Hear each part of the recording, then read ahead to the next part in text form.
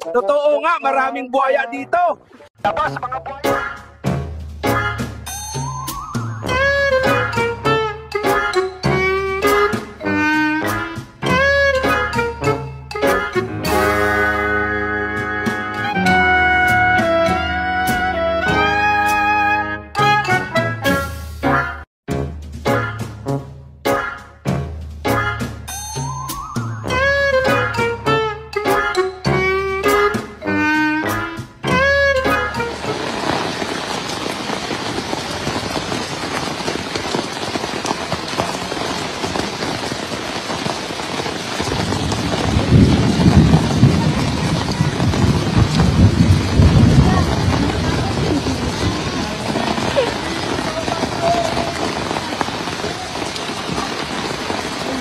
Sakit daw ng legs ko.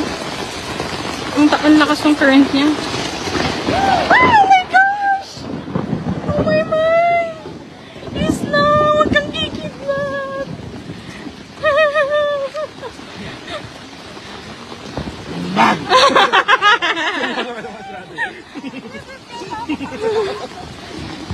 Stealing 1 billion a year, we're actually stealing 2.7 million a day.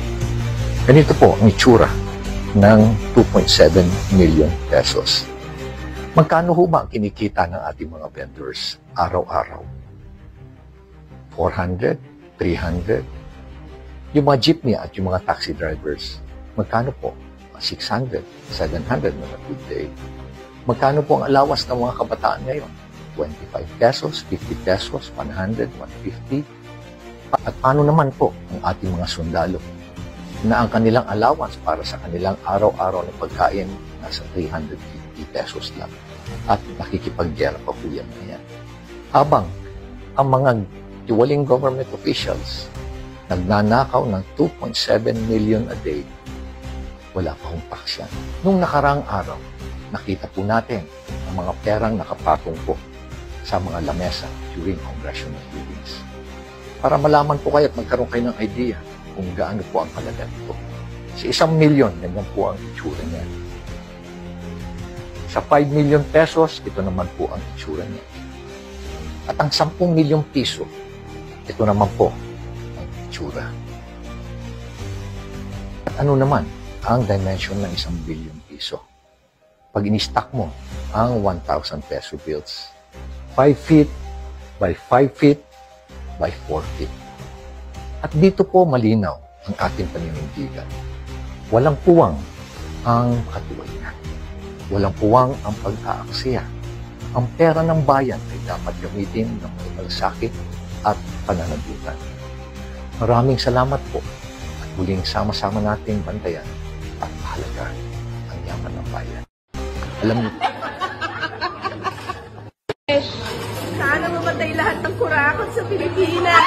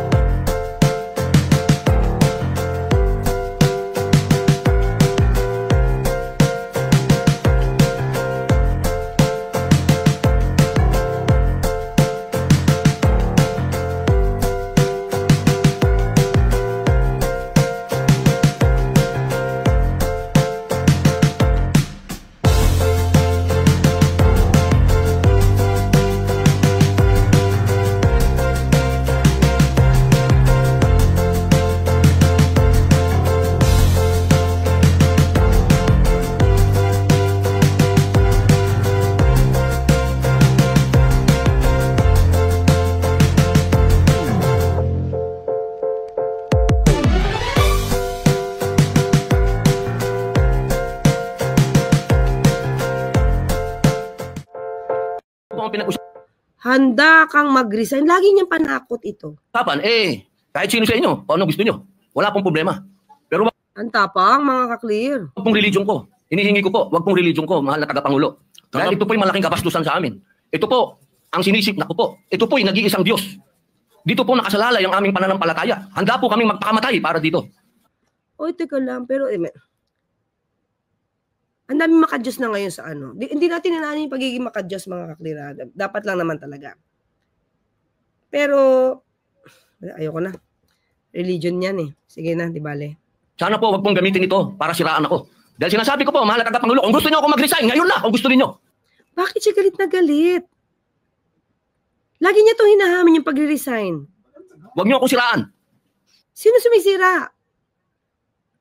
Yun lamang po, maraming salamat po. Tama po. Diba? Okay, pero ngunit ang inyong pong lingkod bilang Pangulo, nung nakita ko po yan, ang sinabi ko sa kanila, tingnan muna nila yung mga litrato sapagkat nagpakita ng ibang litrato na kayo ay ang pintuturo ang nakataas at may eksplanasyon na ito ay isang religious practice kapag kayo ay nagsasampalataya sa bandila. Baka lang hindi nakarating sa inyo yung eksplanasyon na sinabi ko. Kaya ipagpatawad nyo na kung ang Sergeant at Arms o ang mga journalist natin ay hindi nila napansin yan. 23 yun ha, 2023. O, ito naman. Senator Robin Padilla sasama kina dating Pangulo Rodrigo Duterte at Senator Bato de la Rosa sa kulungan kapag inaresto ng ICC. O, si Pangulong Duterte nandun na eh. Ba't hindi ka sumama? Diba? Walang iwanan nga eh. Sasamahan ko sila kung saan sila. Total, sanay naman tayo sa kulungan. Sa abroad pa, nako, masarap pagkain doon. Okay yun. O ano? May pumigil ba sa'yo? Nakulong. Nandun si Duterte. Sasama umano si Senator Robin Padilla sa bilangguan kapag naipakulong na International Criminal Court sina dating Pangulo Duterte at Senator Ronald Bato de la Rosa. O, paano yan? Nakulong na. Ha? Nakaka-insulto ang ICC sa gustong gawin sa pag-iimbestigahan sa drug war ng nakaraang gobyerno. Nakalimutan niya na ba to? That's, March 31, 2023, hindi pa nakukulong si Pangulong Duterte. Nasaan na yung pangako mo? Nasasamahan mo. Diba? Yan nga ba? Ito magaling lang mangako to eh. Ha? Wala sa loob eh. Isasabi. O diba, imagine mo, senador ka, tapos mas pipiliin mo na makulong ka rin. Ayan na, sanay naman tayo sa kulungan. Instead na paglingkuran ng taong bayan dahil senador ka. Kita mo yung priorities niya. Pero nandoon na, parang ganito yan eh, di ba? May namatay. Jose! Mahal ko! Isama mo na ako, Jose! Di ko kaya mabuhay nang wala ka, Jose! Tapos tinulak sa hukay. Biglang, uy, ba't niyo ako tinulak? Ba? Gusto mo sumama, diba? Naman, joke lang. Huwag ka manakot na magre-resign ka. Kasi utang na loob mo sa mga tao na binoto ka at nag-number 1 ka pa. O ngayon, ano na ba nagawa mo para sa taong bayan? Tapos ngayon magsasabi ka ng resign? For what? Diba? Ang dami naman pwedeng pumalit eh. O, di kung mawawala ka, di dadamdamin ba ng mga tao kung mawawala ka dyan at gusto mo naman mag-resign? Nanakot pa eh. O, ito, lagi niya pinananakot na mag-resign tapos hindi naman niya ginagawa. Ayan o. Anong date ito? 3 years ago. O, ako po eh. Okay. Wala po akong ibang gustong gawin kundi mag-resign. Yan. O. Senator Robin Padilla has this to say as he claims that he's not a politician but a revolutionary and that he will make noise when discussion of his proposed charter change go to political amendments.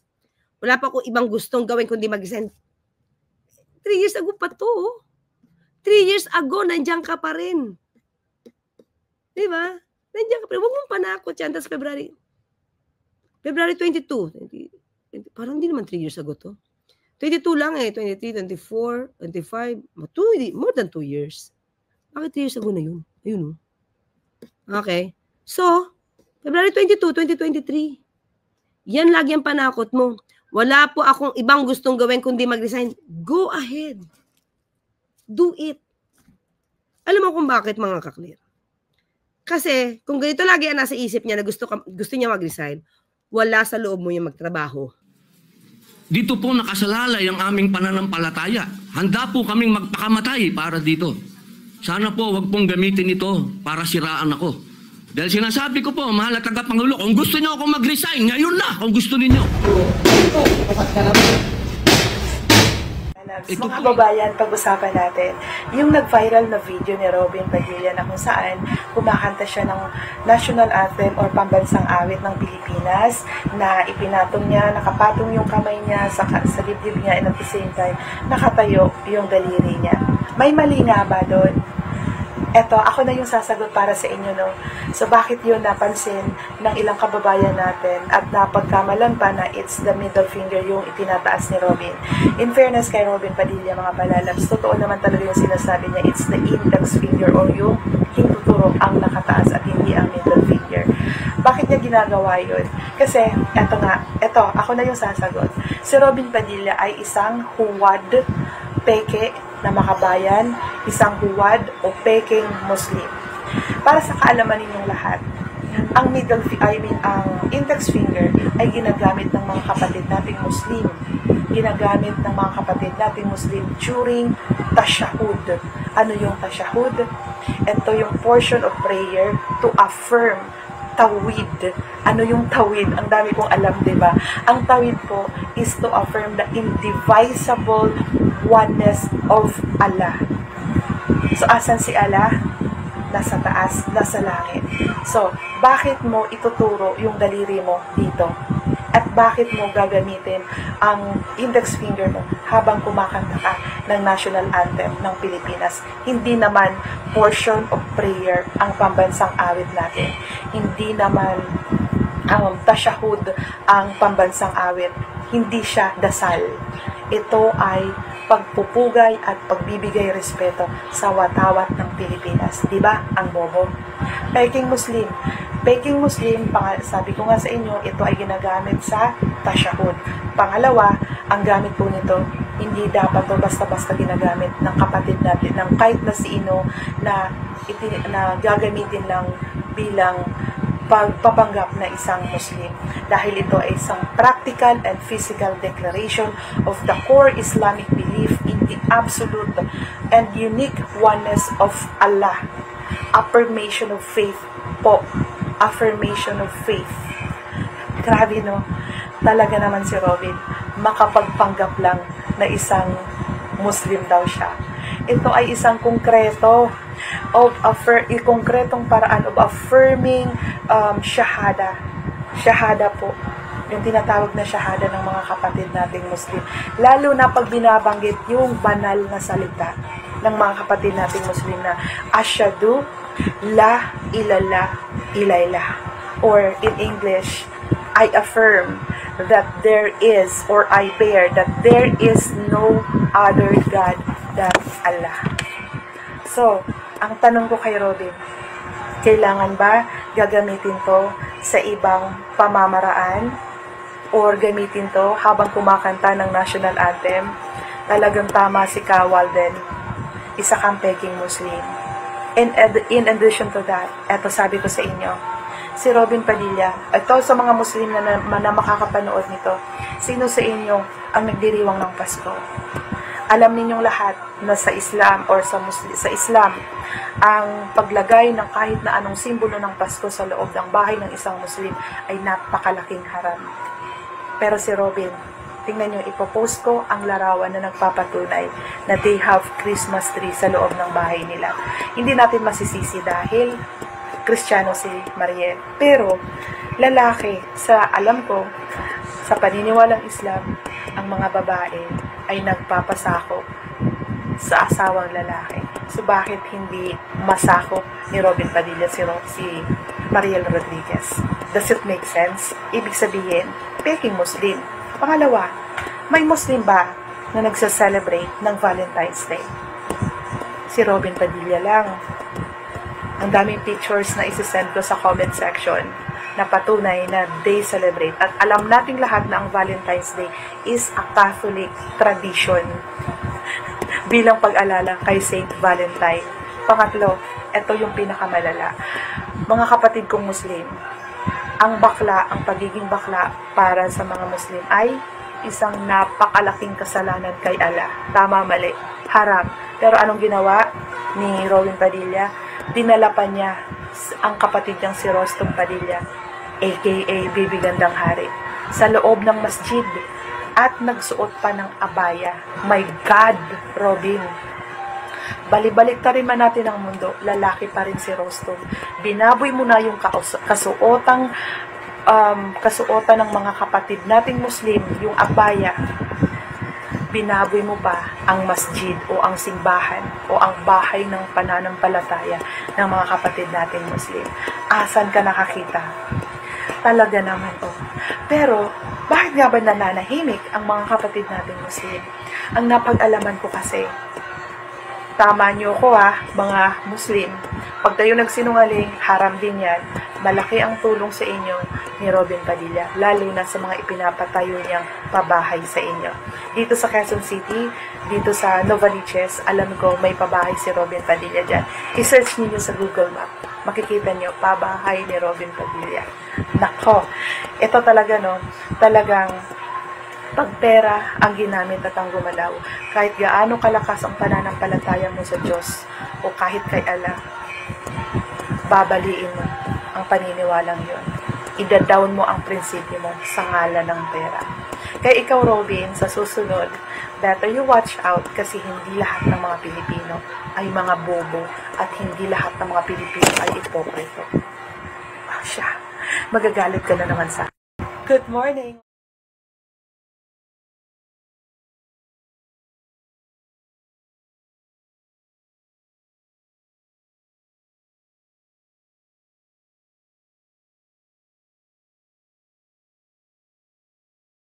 Si Robin Padilla sa moske. May ilan naman na ipinagtanggol ito at sinabing ang ala ang huling judgment. At ang ilan naman ay sinabing ang pagsama pa lang nito kay Robin sa moske ay isa ng step tungo sa pagbabago. Ikinatuwa naman ng marami na buong pamilya ni Robin kasama ang ilan sa kanilang mga kasambahay ay dinala ni Robin sa moske.